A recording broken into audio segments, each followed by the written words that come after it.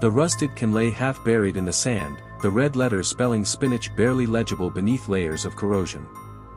Jimmy, a thrill-seeking college dropout with a YouTube channel dedicated to Geary Eats, pulled it from the beach near the abandoned docks of Sweet Haven. His camera buzzed to life, his grin splitting wide. "Check this out, freaks. Authentic 1930s Popeye brand spinach. We're gonna crack it open, and maybe we'll grow some muscles, or some tumors." His followers loved cursed food stunts. He'd once eaten century-old chocolate, and another time a moldy burger sealed in resin. But this felt different. The air around him had changed the moment he touched the can. The wind died. The seagulls vanished. The smell of sea salt gave way to something else, rotted iron, maybe. Or blood. Back in his garage, he set the can on a table beneath harsh fluorescent lights. He wore gloves, goggles, and a fake sailor hat for show. "They say Popeye made a deal with something dark back in the 30s, he laughed nervously to the camera. "Sailor sells soul for strength. Let's see if the devil's greens still pack a punch." The can hissed violently as he opened it. Steam burst out, thick and black. Jimmy choked on the sulfurous stench. Inside was no spinach, just a writhing, tar-like sludge, pulsing with a heartbeat. He stumbled back, gagging, but the sludge moved. It spilled over the can's edge, tendrils crawling toward him like snakes. Jimmy screamed and tried to flee, but his legs locked. A voice growled from the darkness behind the lens, "I am what I am, and what I am is vengeance." The tar launched itself at his mouth. He tried to close it, but his jaw snapped open against his will. It poured down his throat like hot oil, burning all the way. He writhed, convulsed, bones cracking beneath his skin as something ancient and furious awakened inside him. His body twisted grotesquely. Veins bulged, skin stretched and split. His arms ballooned into grotesque masses, distorting with muscle far beyond anything human. His eyes bled green. His voice, no longer his own, croaked, "Bluto thought he could take Olive. But they all forgot me. They all left me. Now they'll pay." His hands slammed into the table, shattering wood and bone alike. Twitching, he stared into the camera, drooling black ichor. "Subscribe," he hissed, the last shred of Jimmy's soul screaming behind possessed eyes. "Tell the world Popeye's back." The live stream stayed on for 8 hours. Police found the garage smeared in blood and spinach-colored sludge. Jimmy was gone, except for his camera, still recording. In the final frame, a hulking silhouette limped off into the dark, one bulging arm dragging a shattered anchor, the other cradling a shriveled sailor's cap. Sweet Haven would never be the same. The curse had returned. And Popeye was hungry. Sweet Haven was already a dying town before the first scream tore through the fog. Once a bustling port filled with laughter, fish markets, and the smell of sea salt, it was now a skeleton of itself. Most had left when the factories shut down, and those who remained shuffled like ghosts through the decaying streets, surviving off pensions, liquor, and rumors. The old-timers spoke of Popeye like a legend. A sailor blessed by spinach and cursed by love. Olive oil had vanished decades ago, some said Bluto took her, others whispered darker things. But no one spoke aloud of what Popeye became after she was gone. No one dared. Until the murders started. The first body was found hanging by fishing hooks in the alley behind Gus's tavern. Carl Thompson, a dockhand known for his Bluto-like temper, had his eyes torn out and his tongue replaced with green leaves. His body was bloated, as if force-fed something unnatural. Carved into his chest, in a jagged sailor's font, were 3 words. "I am back." Sheriff Mabel Green stared at the corpse, trying not to vomit. This wasn't just murder. It was ritual. Deliberate. Personal. She'd seen death before, fishing accidents, suicides, bar fights, but nothing like this. Not in Sweet Haven. A second body surfaced 2 days later. Betty Colburn, who ran the old diner near the wharf. Her mouth was stretched into an impossible smile, filled with broken spinach can lids. Her insides had been scooped out and replaced with canned goods, spinach, corn, peas, each sealed back into her body like twisted offerings. The town began to panic. Whispers grew. Some said the murders followed a pattern. Those who mocked Popeye cartoons. Those who dressed like Bluto for Halloween. Anyone who disrespected the sailor legacy. Then came the sounds. At night, scraping metal echoed through the foggy streets. Chains dragging. An old sea shanty playing faintly from nowhere. Laughter that didn't belong to any living soul, raspy, cracked, and wet. And a voice, deep and gnarled. I am what I am, and you forgot me. The few young people left tried to leave, but their cars wouldn't start. Boats sank in the harbor. One bus driver was found torn in half, his wheels replaced with bones. In the church basement, a small group gathered, desperate for safety. Among them was Old Man Jenkins, a retired sailor who claimed he knew the truth. He held up a newspaper clipping from 1936. They made a deal, he whispered. To make him strong. Stronger than man. Stronger than death. Everyone thought it was just a cartoon. But Popeye was real. Born of sacrifice. Fueled by vengeance. Bound to spinach that was never food, it was a vessel. A prison. Now, someone had opened it. And the sailor wanted his revenge on the world that mocked and abandoned him. One by one, they would all remember. One by one, they would all scream. The night was blacker than ink, choked in a fog that clung to skin like sweat. Sweet Haven's streets were deserted, windows boarded, doors bolted, lights off. But nothing could keep him out. Popeye moved through the mist like a shadow stitched with muscle and madness, dragging behind him a rusted anchor crusted with blood and bone. Sheriff Mabel Green couldn't sleep. Not since the murders began. Not since she found that anchor mark etched into every corpse. It wasn't just a killing spree. It was a message. And now, she had one name on her lips, Olive Oyl. She dug into archives, old town records buried beneath dust and mold in the courthouse basement. Most documents had decayed, but one file remained sealed in wax, dated 1935. The label read, OYL, Institutional Hold. Mabel peeled it open with trembling hands. Photos slid out.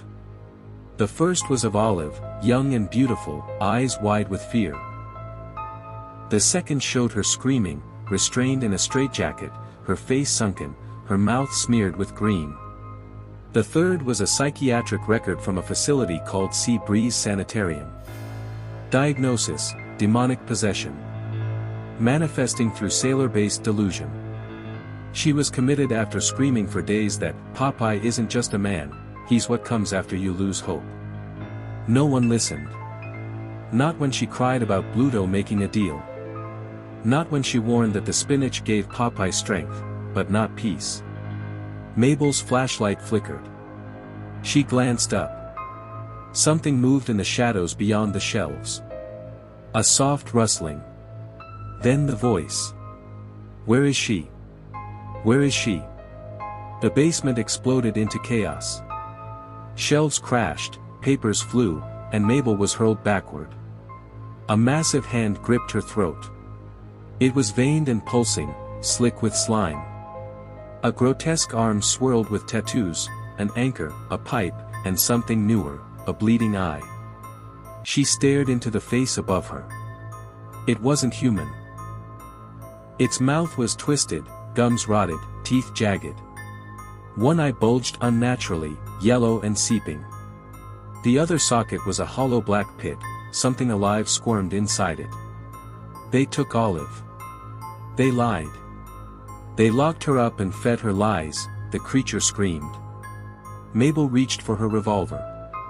She fired 3 shots. The bullets vanished into Popeye's chest like stones into a swamp. He dropped her and screamed, "No," roared, so loud the walls cracked. The basement ceiling collapsed. Mabel scrambled out just in time to see the courthouse groan and split, as if crushed from within. From the rubble, Popeye emerged, dragging something behind him. It was a body bag. He dropped it onto the pavement and unzipped it with a single twitch of his mutated finger. Inside were bones.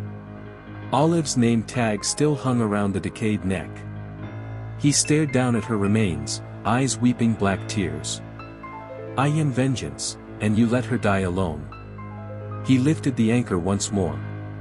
And Sweet Haven shuddered. The wind howled through Sweet Haven like a beast with shredded lungs, rattling the splintered remains of the diner where Betty once served spinach pies and cheap coffee. Now the windows were clawed through, the floor drenched in blood, and the air reeked of boiled iron and rot. In the darkness beneath the diner, something stirred. Bluto had been hiding. Not the real Bluto, he'd died in '42, but his grandson, Frankie Bluto, a mean drunk with fists like bricks and a mouth that never stopped. Everyone in town knew his blood ran thick with his grandfather's cruelty. But even Frankie was terrified now. He'd seen the thing once. Something in the fog, dragging a chain and laughing like a drowning man. A voice like cracked wood whispering, "You're next, Bluto." He thought he could ride it out underground with stolen canned food and whiskey. But tonight, something was wrong. The spinach cans were gone. Just, gone.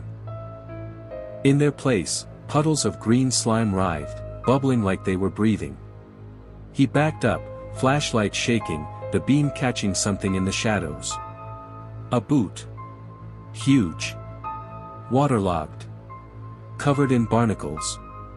Then the creak of a pipe. The hiss of breath that hadn't passed human lungs in decades. And a whisper, soft as rotted cloth. "You took her from me. I takes it all back now." Frankie screamed and scrambled up the cellar steps, bursting into the night. Rain slammed down in sheets. The town was silent except for one sound, chewing. Wet. Slow. Deliberate. He turned. Popeye stood beneath the diner's old sign, muscles twitching, veins bulging like snakes beneath translucent skin. His arms had grown grotesquely long, dragging along the ground like anchor chains. His head lolled to the side as though his neck was broken, but the single, glowing eye locked on Frankie with unwavering hate. And in his hand, was a severed tongue. Still twitching. What are you?" Frankie stammered, backing away. Popeye lifted a rusted can. Crushed it in one hand. The black spinach sludge oozed into his gaping maw. He swallowed. His back cracked. The smell of sulfur filled the air. "I am, the hunger that never stops." He moved fast, too fast. 1 second, Frankie was standing. The next, Popeye's anchor swung sideways, smashing through his knee. Bones shattered like wet twigs. Frankie collapsed, screaming. Popeye crouched over him. "You thought I was just a joke," he whispered. "But I kept growing. Even after the show ended. I fed on hate. On rot. On forgotten dreams." Frankie tried to crawl. Popeye grabbed him by the jaw. Forced his mouth open. And began stuffing him full of cans. One by one. Whole. The last thing Frankie saw was Popeye's pipe dripping with molten spinach, his mouth grinning wider than his face should allow. "You always were full of it, Bluto." The next morning, only bones remained. Arranged into the shape of a can. And carved beside them in blood. Who's next? Sweet Haven Cemetery was old, overgrown, and forgotten, just like the man now crawling from beneath it. With each claw of dirt, Popeye rose higher, bones cracking in unnatural directions, skin sagging like wet sails. But this time, he wasn't alone. He had started something. The killings were never random. Each victim fed the curse, each soul bound to the ritual Popeye was enacting. One that had begun decades ago in ink and blood. One that would end not with screams, but with rebirth. In the center of the graveyard stood a blackened statue. The townsfolk called it the Sentinel, a stone sailor with an anchor for a heart and hollow, staring eyes. They didn't know it was a seal. A prison. Carved in 1933 by Olive herself after Popeye's first transformation. It was meant to bind his rage and hunger to the old cartoons, trapping his soul in every rerun. But people stopped watching. And Popeye remembered. Sheriff Mabel Green, bruised and barely alive, stumbled toward the cemetery after following the trail of corpses, each one a little more unrecognizable, twisted like meat left to fester. With her last radio battery, she had called the state police. No one answered. Not anymore. She knew Popeye was using their bodies for something beyond death. And then she saw it. The ritual circle. 7 bodies nailed into a ring around the statue, mouths stuffed with spinach, intestines arranged into sailor knots. Candles made from bone marrow flickered in the mist. And in the center, Popeye. He was massive now. No longer flesh and blood, but something older. Older than cartoons, older than gods. A sailor demon of memory and madness, with eyes like sunken ships and fingers dripping with ink. His mouth stretched into a permanent grin, steam hissing from his pipe like breath from hell itself. He was chanting. Not in any language Mabel knew. It was rhythmic. Familiar. A twisted mockery of his old theme tune, warped, off-key, like a nursery rhyme sung at a funeral. I am what I am, and that's all what I am. He lifted a final can. It pulsed. It bled. It beat like a heart. This is Olive, he growled. They ground her into the earth. Into the spinach. She feeds me now. Mabel raised her pistol with shaking hands. Stop, she screamed. He turned. That grin widened. You want it to stop. Then watch, piggy. He opened the can. Inside was no food, only a squirming mass of teeth and fingers and screams. The soul of Olive, shredded and fermented. She howled as Popeye poured her into his throat. His body tore open. Bone split. A second head burst from his shoulder, whispering curses. The anchor melted into his chest. The statue cracked. From the statue's heart, a pulse of black ink exploded across the sky. The ritual was complete. Sweet Haven was now his port. And the world would remember. Popeye wasn't a hero. He was the beginning of the end. The sky over Sweet Haven was no longer sky. It had turned to ink, thick, swirling black that rained down in sluggish drips, coating the town in something cold and alive. Buildings warped under its touch. Wood rotted in seconds. Metal screamed as it twisted into coils, anchors, and rigging that slithered like serpents. People weren't so lucky. Those who hadn't fled, or been harvested, were changing. Their skin blistered into barnacles. Mouths twisted into grins. Their eyes bulged like Popeye's, veins crawling with green sludge. They sang as they tore each other apart, broken voices echoing his corrupted theme song like a prayer. I am what I am. Sheriff Mabel Green stood on the roof of Town Hall, one of the last places untouched. Her arm was broken. Her radio was dead. Her sanity frayed like a torn sail. She could see the ocean rising at the edges of town, not water, but ink. It moved with intent. It devoured everything in its path, dragging debris and bodies into its churning depths. And rising from the center of it all, was him. Popeye. Twisted into something unholy. His chest bore a gaping, rotating maw. His spine curled like a ship's mast, from which hung the corpses of those he'd consumed. Olive's remains, stitched together with vines and rusted chains, hung from his shoulder like a lifeless parrot, her mouth whispering prayers in reverse. Mabel gripped the flare gun in her good hand. One shot. One chance. She aimed it at the sea of ink. Fired. The flare arced over the town like a dying star, red, defiant. For a moment, everything went still. Then Popeye turned his head skyward. A sound erupted from him, part howl, part foghorn, part laugh. The ink surged upward into a towering wave, and he rode it, rising above the town like a demonic Poseidon. I warned em, he boomed. I warned em all. They made me a joke. A puppet. A freak. He raised one grotesque arm. Now a tangle of pipes, ropes, and rusted cans, and brought it down. Town hall exploded in a shower of brick and bone. Mabel fell. She landed hard in the street, her breath knocked from her. Blood filled her mouth. She tried to crawl. Popeye loomed over her, one massive eye glowing like a sunken lantern. You're the last, Sheriff, he whispered. You tried to stop it. But it was never yours to stop. This ain't just revenge.